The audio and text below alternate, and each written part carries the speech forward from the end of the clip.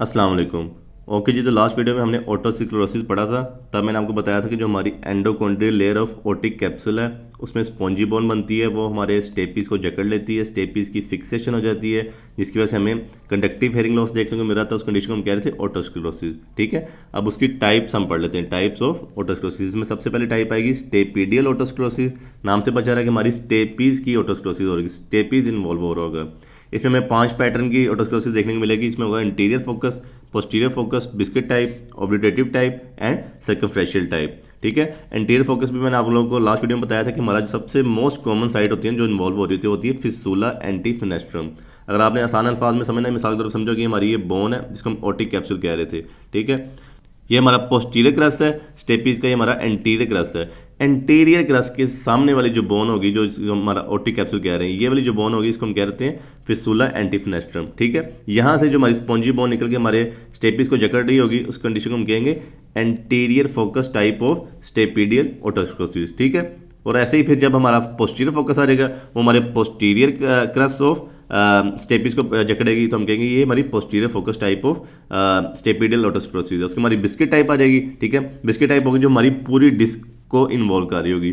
आसान अल्फाज में समझना है तो पूरी की पूरी डिस्क है। ये पिंकी सिर्फ ऊपर से बनाया हुआ कि शायद बिस्किट टाइप है, लेकिन जो सारी की सारी हो गई ये वाली, इस सारी की सारी को इन्वॉल्व किया होगा, लेकिन बहुत ही साफ पैटर्न में किया होगा। जैसे बिस्किट होता है ना, जैसे गुलाई होती है। ठीक है, बिल्कुल ऐसे पूरा उसको ना इनरोल किया होगा, कोई ओवरले नहीं होगा इसके अंदर। लेकिन जब ऑब्लिटेटिव टाइप में जाएंगे तो वो ओवरले देखने को मिलेगा, साइडों के एरिया को भी इन्वॉल्व किया होगा, पूरा को पूरा जकड़ा होगा उसको अंदर, तो उसको हम कहेंगे ऑब्लिटेटिव टाइप है। बिस्किट टाइप के अंदर बड़ा प्रिसाइसली ना उसको इन्वॉल्व किया होता है। ठीक है, ये दोनों में डिफरेंस है बिस्किट टाइप और ऑब्लिटेटिव टाइप में। उसके बाद हमारा आ जाएगा सर्कमफ्रेंशियल टाइप। सर्कमफेरेंस का तो आपको पता है ना, कोई सर्कल है तो उसका सर्कमफेरेंस होता है, साइडों वाली उसकी सारी साइडें होती हैं। ठीक है, तो अगर सारी साइडों को इन्वॉल्व कर लेगा हमारा स्पॉन्जी बोन, तो उसको हम कहेंगे हमारा सर्कमफेरेंस टाइप, मतलब साइडें कवर की हैं, सेंटर का एरिया छोड़ा हुआ है। ठीक है, अब नेक्स्ट चलते हैं हम कोक्लिया ओटोस्क्लेरोसिस, जो कि हमारी सेकंड टाइप है। नाम से बचा रहा है कि कोक्लिया की ओटोस्क्लेरोसिस हो रही होगी। कोक्लिया की नॉर्मल बोन पर ओटोस्क्लेरोसिस हो तो हमें कोई फर्क नहीं पड़ता। अगर हमारी आपको पता है कि ये ओवल विंडो है, अगर यहाँ पे राउंड विंडो पे आके ओटोस्क्लेरोसिस हो जाए तो राउंड विंडो से हमारी एक्स्ट्रा वेव्स बाहर निकल रही होती हैं, मतलब जो हमारी अंदर आपको पता है पेरीलिम्फ और एंडोलिम्फ के अंदर घूम रही होती हैं वेव्स, फिर वो बाद में जो एक्स्ट्रा वेव्स होती हैं बाहर निकलती है हमारी राउंड वेव से। ठीक है, इसके अंदर भी एक टिम्पैनिक मेम्ब्रेन होती है। अगर यहाँ पे हमारी ओटोस्क्लेरोसिस हो जाती है, एक्स्ट्रा वेव्स बाहर नहीं निकलेंगी, तो अंदर डिस्टॉर्शन ऑफ साउंड होगी, तो हमें सेंसो न्यूरल हेयरिंग लॉस देखने को मिलेगा। एक वजह ये हो सकती है। दूसरी वजह ये हो सकती है कि अंदर कोई जो बोन बन रही है, स्पॉन्जी बोन बन रही है, कोई ऐसे टॉक्सिक मटेरियल अंदर रिलीज करे फ्लूइड के अंदर कि हमारा फ्लूइड खराब हो जाए। फ्लूइड खराब होगा तो हमारी, आपको पता है फ्लूइड ही तो अंदर मूव कर रहा था और ऑर्गन ऑफ कोटाई को, हेयर सेल्स को मूव करता है, तो हमारा मतलब सारे फंक्शन तो हो रहे होते हैं, तो भी मसला बन सकता है, तो भी हमें सेंसोन्यूरल हेयरिंग लॉस देखने को मिल सकता है। और ये भी हो सकता है जो स्पॉन्जी बोन है डायरेक्टली हमारे इन्वेड कर दे। आपको पता है स्नेल शेप कोकली होता है, और वो डायरेक्टली इन्वेड कर देगी तो अंदर हमारे स्ट्रक्चर को तबाह बर्बाद कर सकती है, जैसे हमारे ऑर्गन और कोटाई वगैरह है, तो हमें सेंसोन्यूरल हेयरिंग लॉस देखने को मिलेगा। उसके बाद हमारा आ जाएगा हिस्टोलॉजिकल ओटोस्क्लेरोसिस। नाम से बचा रहा है हिस्टोलॉजिकल है। मिसाल के तौर पे अब कोई पेशेंट प्रेजेंट किया है तो उसको कोई इशू नहीं आ रहा, ना सेंसोन्यूरल हेयरिंग लॉस आ रहा है, ना ही कंडक्टिव हेयरिंग लॉस आ रहा है, मतलब एसिम्प्टोमेटिक है। लेकिन जब हमने माइक्रोस्कोपी की है तो अचानक से हमने देखा कि उसके कान के अंदर ओटोस्क्लेरोसिस हुई है, तो उसको हम कहेंगे हिस्टोलॉजिकल ओटोस्क्लेरोसिस है, इसका लेकिन नुकसान कोई नहीं है। उसके बाद हमारा आ जाएगा पैथोलॉजी आ जाएगी। अगर हम नेकेड आई से देख रहे होंगे तो हमें ना देखने को मिलेगा चाकी वाइट अपीयरेंस देखने को मिलेगी, जो मतलब अंदर स्पॉन्जी बोन बनी होगी, या फिर वो ग्रेइश इन कलर होगी या येलोइश इन कलर होगी। ये होगी मेच्योर के लिए, जो मेच्योर फुकाई बन चुकी होगी, जो मेच्योर बोन बन चुकी होगी। लेकिन अगर कोई इमेच्योर बोन है या जो एक्टिव स्टेज में हो, हमें रेड देखने को मिलेगी। रेड क्यों देखने को मिल रही होगी? क्योंकि उसके अंदर वास्कुलरिटी बहुत ज़्यादा होगी, अभी वेसल्स फैल रही होंगी ताकि न्यू बोन बन रही है। ठीक है, तब हमें रेड देखने को मिल रही होगी। जब हम जाएंगे माइक्रोस्कोपिकल एग्जामिनेशन के लिए तो जो इमेच्योर एक्टिव लेजन होगी, आपको बता चुका हूँ इमेच्योर होगी, अभी एक्टिव लेजन अभी चल रही है, लेजन अभी वो बोन बनाने की कोशिश कर रही है, तो उसके अंदर हमें मैरोस्पेसिस देखने को मिलेंगे। स्पॉन्जी बोन होती ही वो है जिसके अंदर मैरोस्पेसिस हों। जो हमारी नॉर्मल बोन है, अगर उसको भी हम स्पॉन्जी बोन तब कहेंगे जब उसके अंदर मैरोस्पेसिस होंगी, उसके अंदर बोन मैरो प्रेजेंट होगा। लेकिन इसके अंदर बोन मैरो नहीं प्रेजेंट होता स्पॉन्जी बोन के अंदर, ये थोड़ा सा डिफरेंट स्टेज हो जाती है। मैरोस्पेसिस के अंदर प्रेजेंट होंगी, वास्कुलर स्पेसिस होंगी, मतलब उसके अंदर बहुत ज़्यादा वेसल्स आ रही है, सारी बार न्यूट्रिशन तो चाहिए, न्यू बोन बन रही है। और उसके बाद ऑस्टियोब्लास्ट भी होंगे, बोन डिजोल्व भी हो रही होगी, ऑस्टियोक्लास्ट भी होंगे, न्यू बोन बन भी रही होगी, तो पूरी कंडीशन चल रही होगी जिस तरह बोन बनने की कंडीशन होती है। उसके अलावा सीमेंट सब्सटेंस, जो आपको पता है हमारी बोन के अंदर सीमेंट सब्सटेंस होते हैं, उसकी अगर हम एच स्टेनिंग करेंगे, हेमाटोक्सिन एंड इयोसिन स्टेनिंग करेंगे तो हमें ब्लू कलर देखने को मिलेगा। उसके बाद अगर हम मेच्योर फोकाई की तरफ जाते हैं कि जो बोन मेच्योर हो चुकी हुई है, जो हमारी स्पॉन्जी बोन बनी है वो मेच्योर बन गई है, तो उसके अंदर हमें लेस वास्कुलरिटी देखने को मिलेगी, क्योंकि अब उसको इतनी ज़्यादा न्यूट्रिशन नहीं चाहिए क्योंकि बोन बन चुकी हुई है। और हमें मोर बोनी स्ट्रक्चर देखने को मिलेगा, सख्त बोन होगी थोड़ी सी। और उसके बाद हमें फिब्रिलर सब्सटेंस ज़्यादा देखने को मिलेगा। इसके अंदर हमें सीमर सब्सटेंस देखने को मिलेगा। इसके अंदर फिब्रिलर सब्सटेंस मतलब कार्टिलेजियस सब्सटेंस ज़्यादा देखने को मिलेगा। जब इसकी हम एच स्टेनिंग करेंगे तो हमें रेड कलर देखने को मिलेगा। ऊपर वाले में ब्लू देखने को मिलता है, इसके अंदर हमें रेड कलर देखने को मिलेगा। उसके बाद हम सिम्टम्स की तरफ चलते हैं। जो पेशेंट लेके प्रेजेंट करेगा, सबसे पहले हेयरिंग लॉस होगा। वो हो सकता है conductive type of hearing loss हो या फिर sensorial type of hearing loss हो। नॉर्मली 20 से 30 साल के दरमियान पेशेंट प्रेजेंट करता है, ठीक है। और आहिस्ता आहिस्ता आहिस्ता आहिस्ता उसकी हेयरिंग लॉस बढ़ती जाती है, कोई पेन वगैरह भी नहीं हो रही होती, और एक इंसीडियस कंडीशन है, मतलब साइलेंट किलर आहिस्ता आहिस्ता बढ़ रही होगी।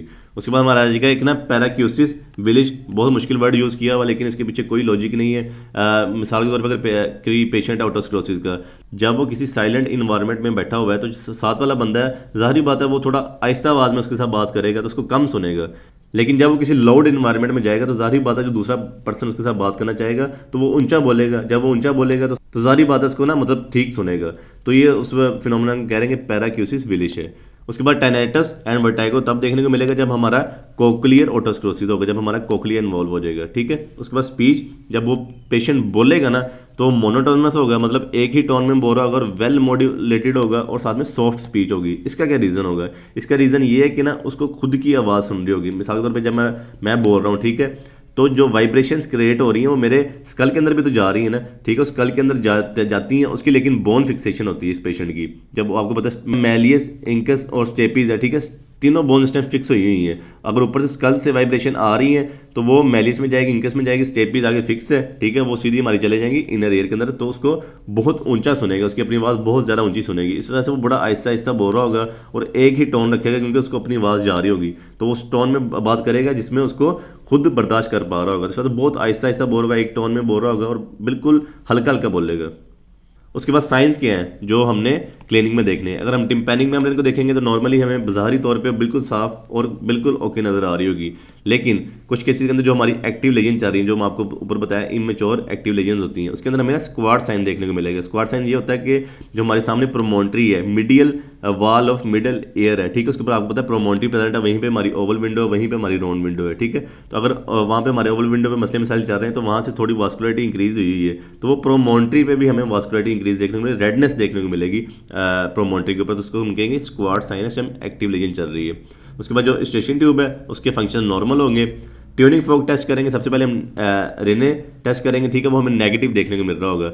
रिने टेस्ट आप लोगों को पता है ना, जब पहले हम ट्यूनिंग फोक को एक्टिव करते हैं फिर हम मस्टर्ड पे रखते हैं, मस्टर्ड प्रोसेस पे, ठीक है, तो हमें बोन कंडक्शन होती है। जब तक बोन कंडक्शन होती रहेगी पेशेंट बोलेगा अब फिंगर रेज करेगा मुझे बोन कंडक्शन नहीं हो रही, हम ट्यूनिंग फोक को हटाते हैं, उसके कान के सामने लाते हैं, अगर उसको आवाज़ सुनाई दे तो वो नॉर्मल है, अगर उसको आवाज़ सुनाई नहीं देती तो उसकी bone conduction is more than air conduction, जिसको हम कह रहे थे नेगेटिव रीने टेस्ट है। तो ये प्रूव करेगा कि इसकी बोन कंडक्शन ज़्यादा है। बोन कंडक्शन क्यों ज़्यादा हो रही है? आपको पता है हमारी बोन फिक्सेशन हुई है, स्टेपी सिस्टम फिक्स है।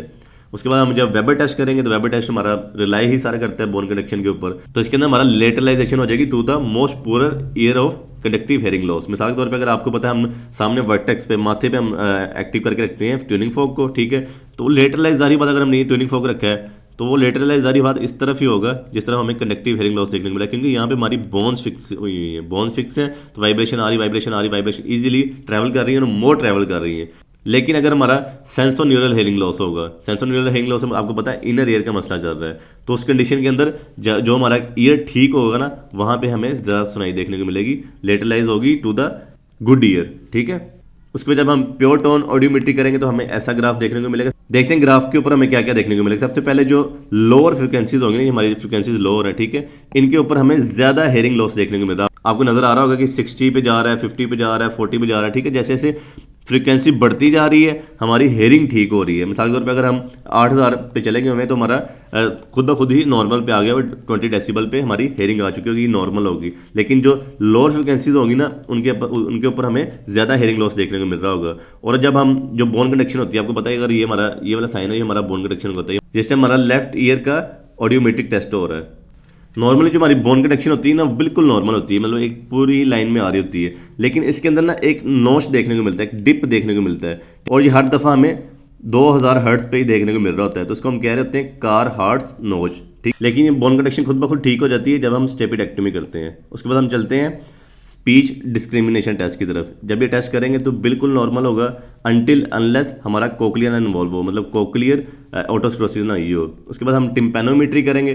टिम्पैनोमेट्री के अंदर आपको कंप्लाइंस डिक्रीज देखने को मिलेगी, ये वाली जिसको हम टाइप ए एस कह रहे थे। कंप्लाइंस डिक्रीज क्यों हो रही है? क्योंकि आपको पता है हमारी अंदर सारी की सारी बोन्स फिक्स हैं, हमारी टिम्पैनिक मेम्ब्रेन इवन के वो भी रिजिड हुई होगी। कंप्लाइंस यही होती है ना कि अगर हमारे यहाँ स्ट्रक्चर एक फ्लेक्सिबल स्ट्रक्चर है, वो वेव्स को अंदर ट्रांसफर कर पा रहा है, लेकिन यहाँ पे तो सारा कुछ जकड़ा हुआ है, बाउंड हुई हुई है, ठीक है, स्टेपीज आपस में फिक्स हुई हुई हैं। तो उस वजह से हमारी जो वेव्स है ना बाहर से वो ज़्यादा अंदर नहीं जा पा रही होंगी, हमारे ईयर की कंप्लाइंस डिक्रीज हुई होगी। तो टिम्पैनोमेट्री में हमें कंप्लाइंस डिक्रीज देखने को मिलेगी।